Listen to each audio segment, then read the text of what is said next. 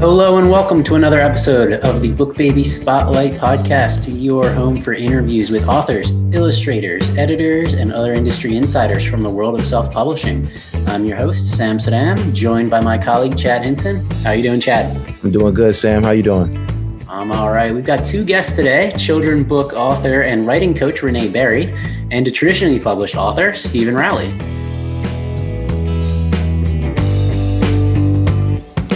First, Chad, how was your Valentine's Day?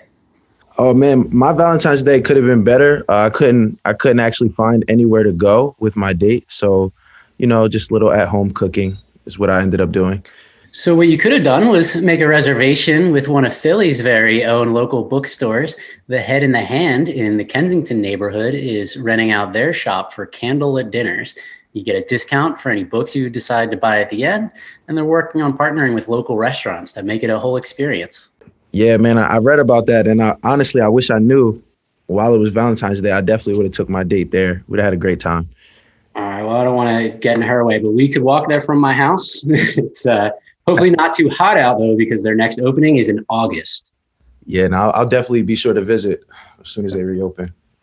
Let's get into an interview. I talked to Renee Berry. She's got 4 books with us already, and she mentioned that she purposefully makes books that her kids would be able to see themselves in, hopefully giving them a better perspective. Growing up, my mother, she always used to say if she had $5 left in her pocket, she was going to buy us a book. And if she could find a book with people or characters that looked like us, that definitely was coming home with us, And I think it's important for children to see images in books of all different kinds of children, whether it be Black or Asian or white or anything. I just think it's important for them to see all different types of people. And I want to be a part of, I want to give kids the opportunity to see themselves, for Black children to see themselves in what they read as well, in picture books. It's funny, I think there was some kind of report that said that there were more picture books with actual animals or like monsters or non-humans than there were with even humans. So it's funny. It's like we're starting from scratch to begin with. But I think it's important, obviously we read other things besides what I've written. And I always try to find books that have a diverse character set in them so that my kids can see all different types of people and see themselves especially, and know that, hey, they can do things too. They can be featured in books, and, they can see themselves in literature. Yeah, I actually think it's very interesting how she talks about having representation. Very important, no matter what color you are, to, see people that look like you and act like you in the books that you read, in the media that you consume. It just makes for a better experience. So I definitely agree with Renee. Yeah, absolutely. And she has to make those decisions. It's an illustrated book and all her choice, of course, because it's self-publishing. If you want control of your outcome, self-publishing is what you need to do, because you can choose anything. I mean, even down to your illustrator. Like, I'm very particular on my of who I choose to illustrate my books, because I want things like, I want the Afro textured hair to be accurate, and I want the skin tones to be accurate. And, I have that control, whereas I don't think I'd have that kind of control if I went another publishing route. But when you're doing your own graphics, your own illustrations, like, you can pretty much do whatever you want. You can do whatever you want, not pretty much. You can do whatever you choose. So how would you try to find an audience for this book? Well, yeah, she mentions in the interview how, she wants this book to go out to teachers and like homeschool care providers and the parents of younger children. And so I would kind of start there, because I think that would be the largest audience. And then I would do and statements. So, okay, this has to be a teacher or a homeschool care provider or a parent of younger children, and also be interested in things like possibly Black history or, equality, because it seems like she's adamant about getting this book in the hands of everyone, but specifically, Black kids who may want the representation. And so I would do something along those lines as well. And then they would also have to be interested in children's literature. And I think that would be a really like specific niche audience that would be very impactful for her book. When we have that, where would you start? What's the number one characteristic that you would start with? So I personally would start with parents of younger children or teachers or homeschool care providers. And that's just because I like to start with what I think would be my largest audience. And so I feel like if I put that in, I would be able to get at least 3 million people. And then I would like to kind of narrow it down from there. And we'd be able to do that combination of or statements and then add things on top of that, right? Yeah, I think that maybe we should define organic versus paid social advertising. So that people give our audience a primer on that. Okay, so organic advertising is just anything that is free. So if you have an Instagram or a Facebook account and you decide to post a certain amount of posts that lead people up to the release of your book, that's organic because you're not paying anything for it.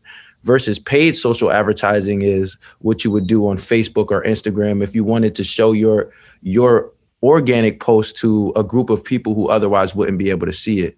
Boosting the ad, you're putting money behind it. Yes. And I think there's advantages to both. And I think that as a book author, you would want to employ both strategies into your marketing plan. So she mentions that it takes up a large part of her time, but the self-publishing gives her a lot of control. Right. Well, that is true. It can take a lot of time, especially if you're starting out and you don't already have a following. I had a following of people that know that I write, have purchased my books before. And, I kind of prep them and I let them know, hey, I'm coming out with something soon. Be ready, be on the lookout. So that does help. But if you are starting off, without a following, it may help to run some ads or just to start following people that are really into books, really into children's literature or whatever subject. I don't know, not everybody writes children's books, but whatever you're into, if it's sci-fi, you might start to build a community of sci-fi readers. And I know for me in particular, it really did help to get into the community of teachers and homeschoolers, homeschool moms. You kind of have to dig deep. But with some planning, I think the time goes into the planning, but the execution is quick. Renee really loves self-publishing, clearly. The idea of media gatekeepers is really as old as media, but the gates are coming down. Yeah, I think that's the beauty of, places like Bookshop and Bookstore, where as an independent author, you can take your career into your own hands and no one gets to tell you what you can and can't publish. I did get a chance to talk to somebody else who published through traditional channels and managed to get through those gatekeepers. It's Steven Rowley. His third book is due out in May. It's called The Guncle, and it's being released through G.P. Putnam & Sons, a Penguin imprint. Steven really emphasized the long lead time and lack of control as a traditional publisher as one of the drawbacks. One advantage that self-publishing can have is you have much more control over the process and getting something to print or out to readers much quicker. Traditional publishing has such a long lead. I'd say usually from the time of acquisition that it could be anywhere from 18 to 24 months before your book comes out. There's a lot of decisions that go in that when you're with a big publisher. They have a catalog. They've got to position your title around the other books that they're putting out to make sure that they're not, that not only it's the right slot for your book in the market at large, but that they're not also self-cannibalizing another title of theirs that might be similar. So I think originally The Guncle was slated to come out last year, but at the time that decision was made, they were worried about competing against the Olympics in the summer of 2020 that never happened, and 2 political conventions that never happened. And so it was actually pushed back before COVID, and it just sort of happened to be a nice accident, I think, for the book, because it was really hard. It was really hard to launch a book last summer, even though people are at home and have more time than ever to read. If you're not able to browse in bookstores, you sort of have to know what you're looking for. And so it's harder to discover newer writers that way when you don't have access to traditional sort of ways we find books.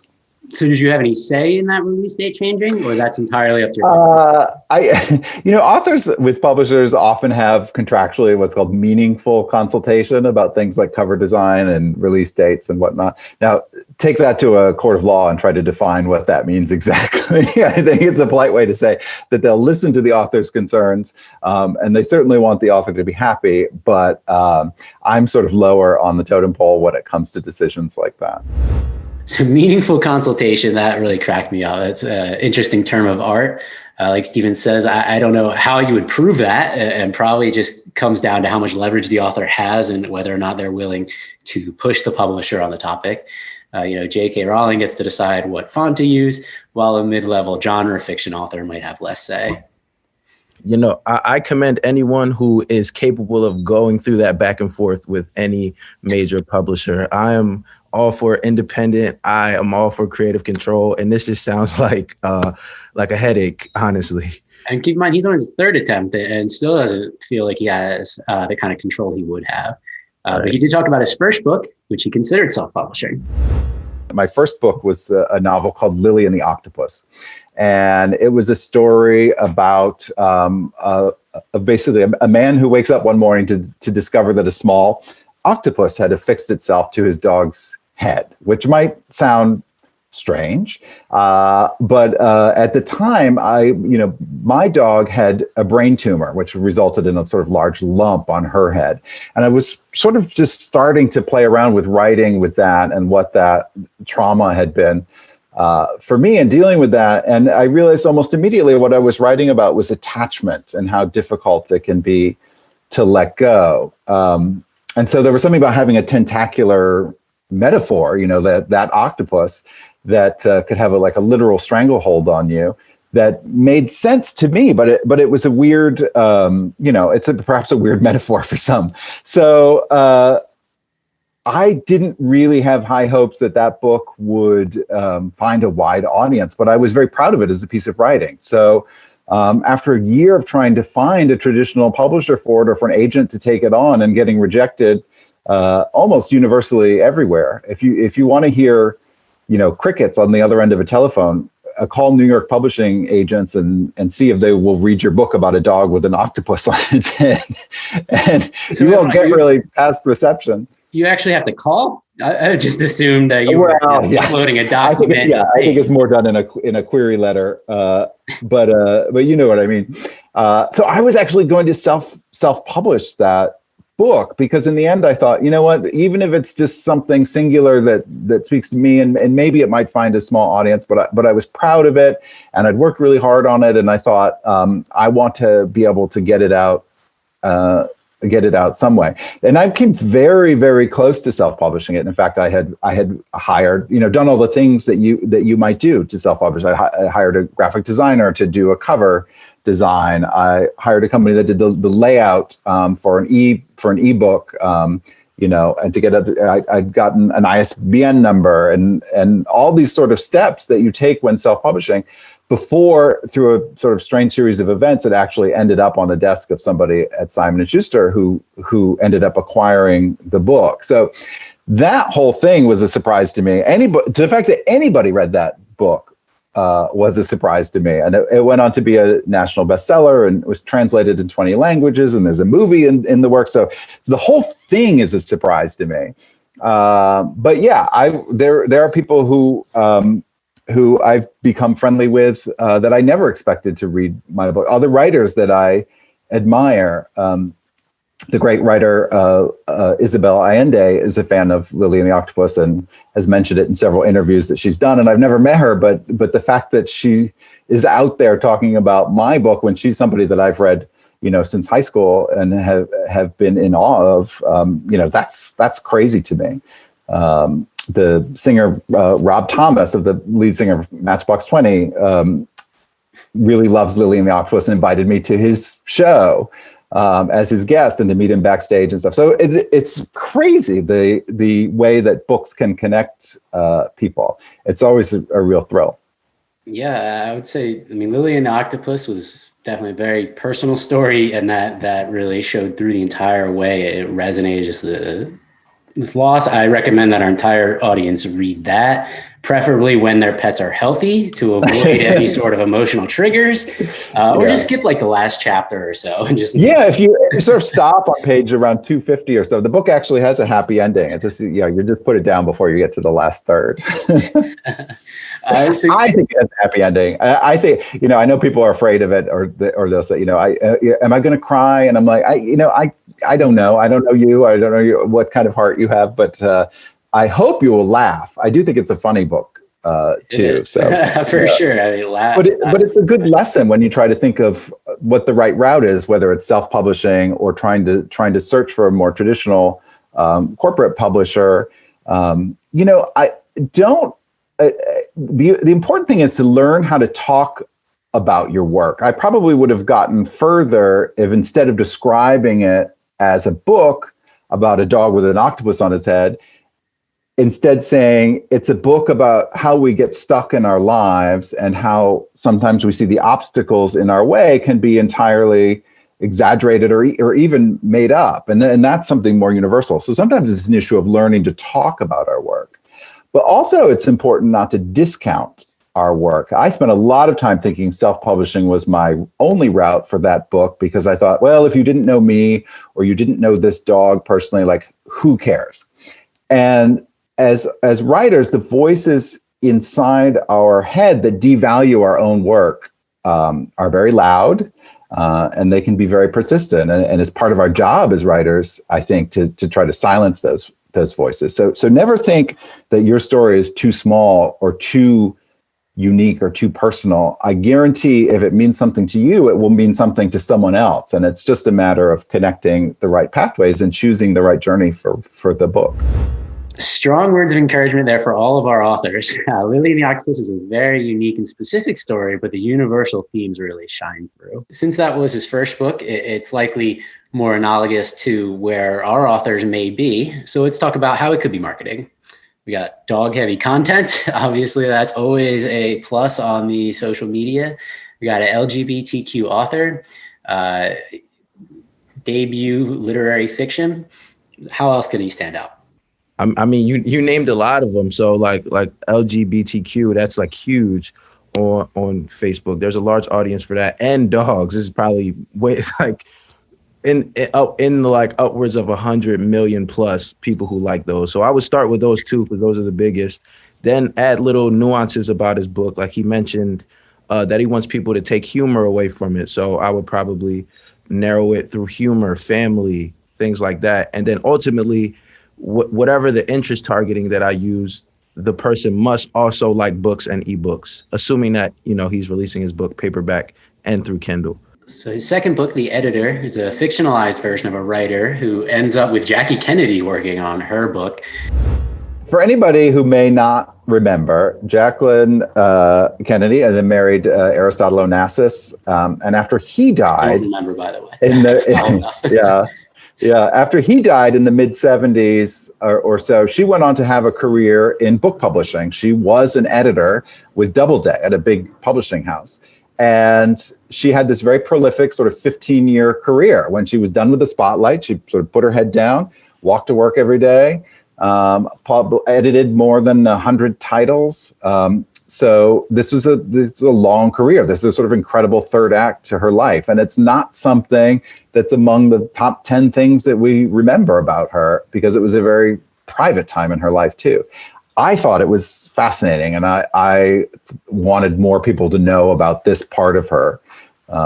When she died, her son, John Jr., JFK Jr., came out and made a statement to the press that his mother had passed away surrounded by her family, and her books. And that really said to me, like the important things in her life, like how important books were to her. So I wanted to create a story about a young writer in early 1990s New York who developed an unexpected friendship with her while she was working as an editor.